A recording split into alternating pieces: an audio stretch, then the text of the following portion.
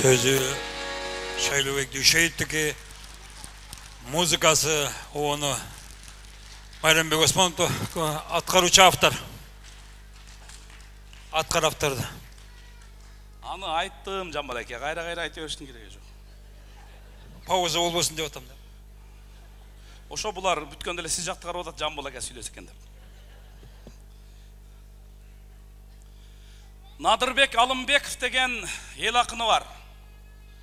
Ошол киши Минтивир жазган. Токойдо жалгыз калбасам, атымдын баркын биленби, төшөктө ооруп жатпасам, катындын баркын биленби дейт.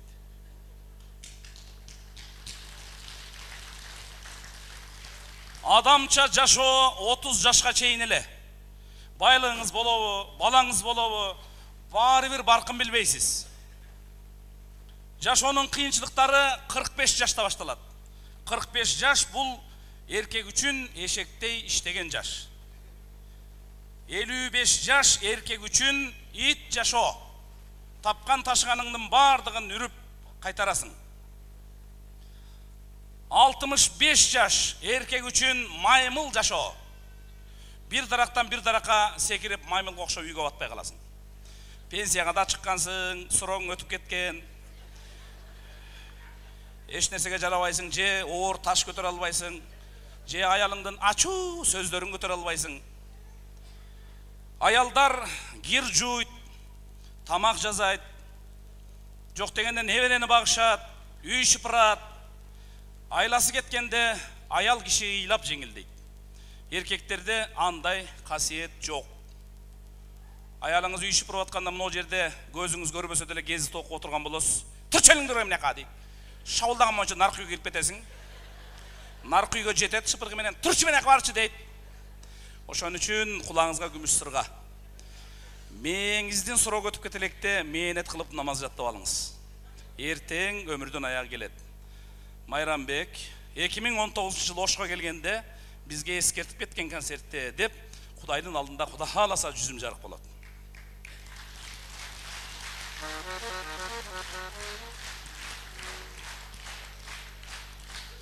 Анан Надырбек Алымбеков айтып атат. Аялым идишин жуйт калдыратпай, себеби нерви жука жалбырактай. Анында өнөрү жок дебегиле, базар десе жулуна таргымактай дейт. Либой аялга 3000 сом берип базарга жөнөтүп жүрсең, Либой ордан айгат. 3000 сомго чейин эптеп, карызга болсо да алып берип жөнөтүп жүрсеңиз, bir жума тынч жашайсыз. Надырбек Алымбеков анан мурун Ошто иштеген экен, bir жума жоголуп кеткенде аялы Минтивир жазат. Көдөнүмө так калтыра тепкенсиң, көкүрөккө муздак сууну сепкенсиң, эй Надыке, ошол жакта жүрө бер, сен мен үчүн Сирияга кеткенсиң деп жазып коюптур.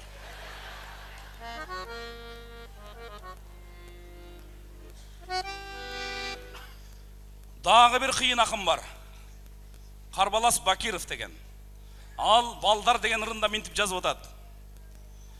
Икардай мен асмандан кулаганда, илинип силер көктө калгансыңар. Балдар эй, ошон үчүн балдарсыңар. Эстүүлөр тааныганды таңгансыңар. Өтүнөм жерге шашып түшпөгүлө, а жерде жашайт жалаң жалганчылар. Азыркы биздин замандын ыры, сөзү Карбалас Бакировтуку, Балдар. Ким өмүрү узун болушун кааласа, ким ырыскысынын кенен болушун кааласа, ата энесин бир тууганын карасын дейт. Кайталайм. Ким ырыскысынын кенен болушун, өмүрүнүн узак болушун кааласа, ата энесин бир тууганын карасын дейт. Сайд ибн Сабит деген бир разияллаху анху мындай деп раваят кылат.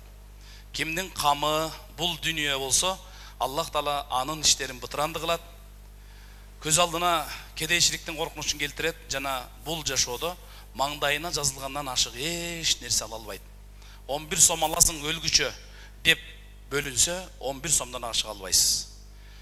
Кимдин камы акырет болсо, анын жүрөгү байыйт, иштери жеңилдейт, жана бул дүйнө анын көз алдына кор болгон абалда келет дейт. Ким өзүнүн бузулганын же оңолгонун байкасы келсе, мындай бир жакшы осуят бар. Kim özünün buzulganын bilgisi келсе, дүниеге жақындап қалғанын өзі білсін дейді. Kim özünün buzulganын bilсе дейді, мейнетсіз жашоосунан bilsin дейді.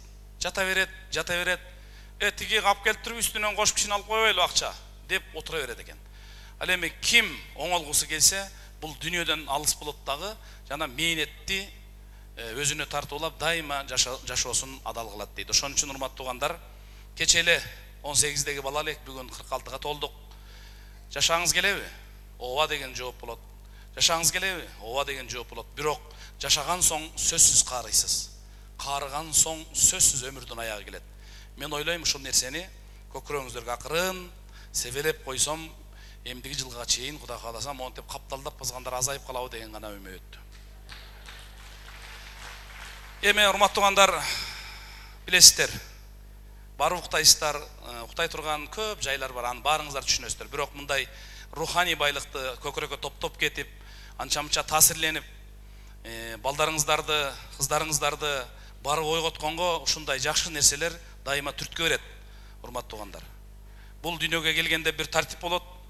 7 ай баласы ичинде чоңойгондо эне байкуш айтат, дагы 2 айдан кийин төрөйм дейт. Бирок кетиште тартип жок. Ошон үчүн биз мусулман баласы бири-бирибизге эскертип коюшубуз керек. Уккусу келбегендер бар. Койчу ушул даватыңды дегендер бар, бирок биздин мамлекет башчыбыз өзү ушул нерсени жакшы көрөт. Мен ойлойм, рухуңуздар ачык болсо, анча-мынча ушинтип себелеп койсок, эртең бир жакшылыгыңызда ушул сөздөр эске түшүп, пайдасы тиеби деген сөз. Пайгамбарыбыз дайыма бир туугандарым барып, жарым саат, 2 саат барып, дайыма зиярат кылат эле дейт. Азыр бир тууганыңызга бүгүн бардыңызбы деп эжеден сурасам, жок дейт. Кече бардыңыз беле? Жок. Наркайдачы барган эмесмин дейт. Бардыгыбыз эле өзгөчө эркектерге аялдын этегинен чыга албай эле бирдек болсо жеңең чечет, эжең чечет, ошондон сура деп өзүбүз алсыз болуп калдык. Мен ойлойм, ошол нерсени алдыга чыгарып, аялды канча урматтап сыйласак, алар бизге калың төшөк салып, эртең калың журтта уят кылбайт. Эй, келиндер деп бир аял айтты. Эй, келиндер, күйөөңөрдү кул кылып алыпсыңар дейт. Күйөөң кайсы деп сурасам, ошол кулду көрсөтөт дейт. Илгери биз эрлерибизди кандай сыйлап, ханышасы болуп жашачубуз деп бир апа айткан. Ошон үчүн мен ушул жердеги эжелерибизге, карындаштарыбызга, жалпы айымдарга айткым келет. Болуптур, 8 мартка чейин макул, андан кийин Кудай кааласа оңолуңуздар. Карасулук демекчи, эки карасулук аксакал азыр эми бардык эле сотко көтөрүп, бардык эле интернетке кирип калды. Ошол эки аксакал мурда кемпирлер качып болуп кеткенби, ажырашып кеткенби, эки кемпир менен таанышыптыр. Таанышып, жолугуша турган болуп калыптыр Новай паркта. Экөө кетип атып сүйлөшүп коет эмес. Азыр жолугуп калсак эмне кылабыз деп. Эмне кылат элек? Чайханага барып, аш заказ кылабыз дагы, бир коньяк алабыз, ичебиз, жейбиз, анан экегиден таркап кетебиз дептир. Десе бирөөсү, унабай койсочу дейт эмес. Десе унабай койсо иштек эмес, унап калсам эмне кылабыз дейт эмес.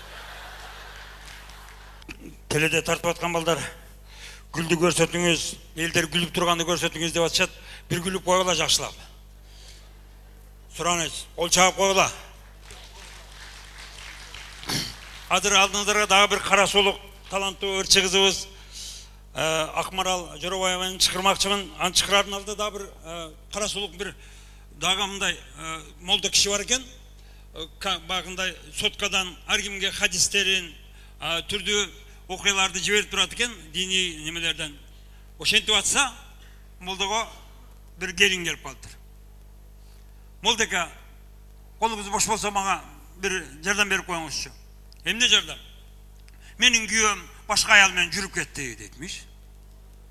Жүрүп кетсе анда намаз оку, ибадаттарын кыл, Кудайдан тиле, күйөөмө инсап берсин, ыйман берсин деп айтсаң анан берет, күйөөң кайтып келет дептир. Десе келин, жок мен өч алгым келип атат дейтмиш. Кантип өч аласың десе, мен дагы таксист менен жүрөм, же артист менен жүрөм дептир. Ой, антип айтпа.